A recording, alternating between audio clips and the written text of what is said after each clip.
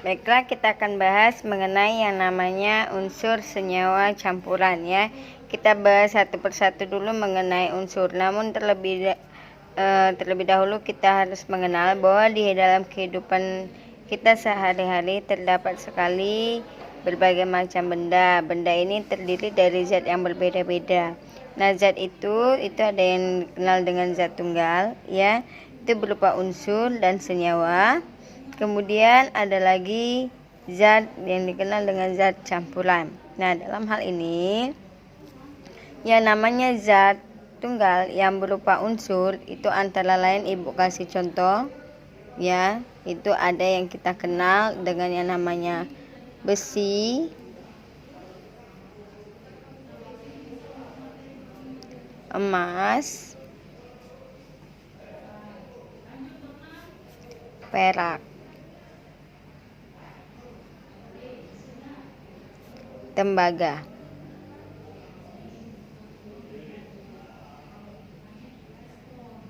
Nah, sedangkan yang namanya senyawa ya, senyawa itu antara lain itu berupa air,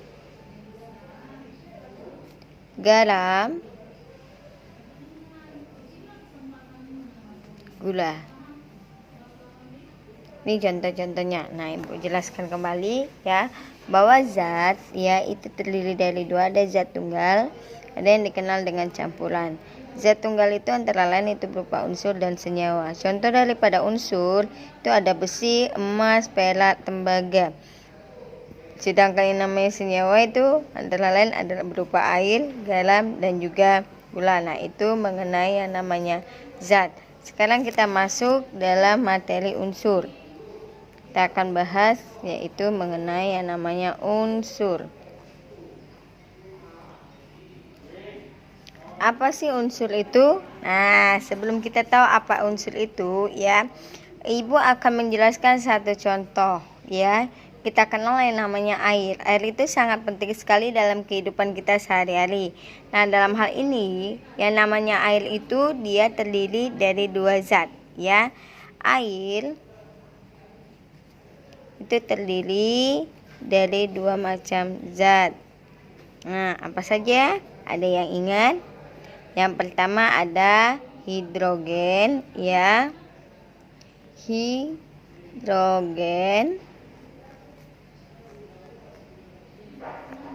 dan oksigen. Nah, ya, air itu terdiri dari hidrogen dan juga oksigen. Pertanyaannya, apakah hidrogen dan oksigen ini bisa disederhanakan lagi atau diubah lagi menjadi zat yang lebih sederhana? Jawabannya tidak bisa. Nah, dari contoh hidrogen dan oksigen yang tidak dapat lagi bisa diubah menjadi zat yang lebih sederhana, itulah yang dikenal dengan yang namanya unsur. Jadi, yang namanya unsur itu adalah zat tunggal ya. Unsur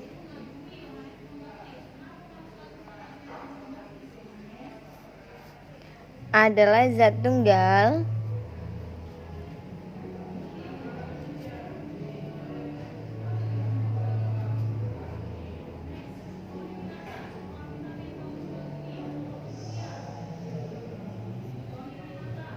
yang tidak dapat diuraikan lagi ya. Zat tunggal yang tidak dapat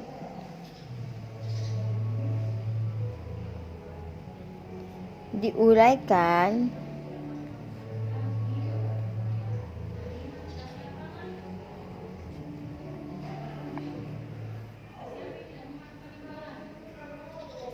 menjadi zat lain yang lebih sederhana.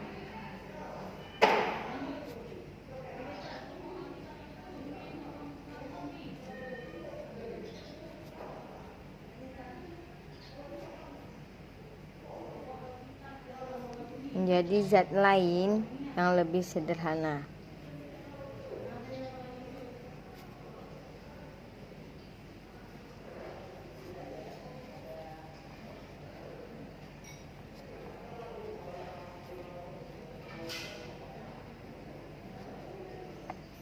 melalui reaksi kimia biasa.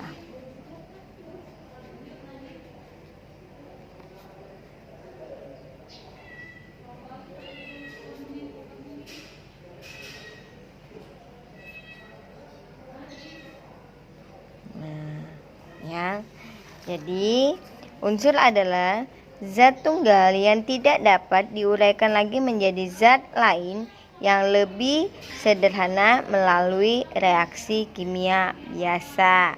Nah, para ahli kimia itu menemukan ada 116 unsur. Jadi para ahli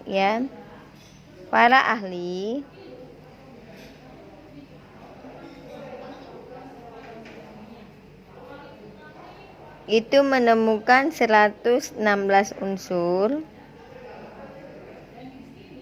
di mana dia terdiri dari 92 unsur alami, 92 unsur alami,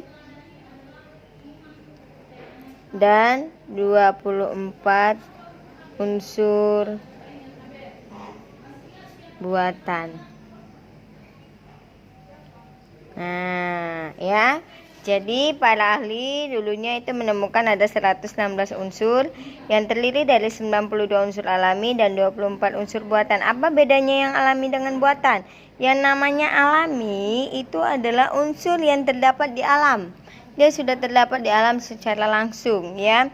Nah, sedangkan yang namanya unsur buatan itu sengaja dibuat oleh para ahli-ahli, ya, baik itu ahli kimia maupun ahli fisika dari unsur yang ada di alam. Itulah yang membedakan antara unsur alami dan juga unsur buatan. Nah, itulah mengenai unsur. Jadi harus tahu ya bahwa yang namanya unsur adalah zat tunggal yang tidak dapat diuraikan lagi menjadi zat lain yang lebih sederhana melalui reaksi kimia. Nah, sekarang kita akan bahas sebenarnya unsur-unsur apa saja sih yang sering ditemukan, ya. Kita akan bahas unsur-unsur apa saja yang sering ditemukan.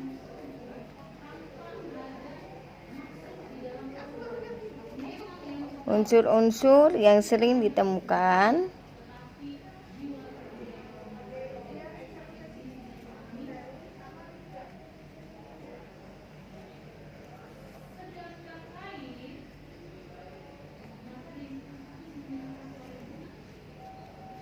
Nah, ya, bisa kita tarik garis, ya, kita bikin tabel.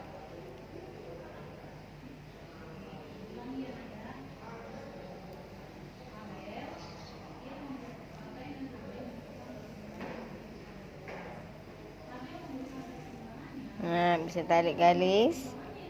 Nanti ini Ibu akan kasih tugas untuk kalian, ya.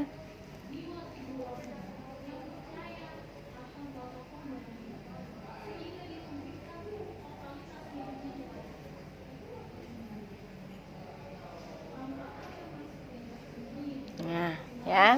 Jadi unsur itu memiliki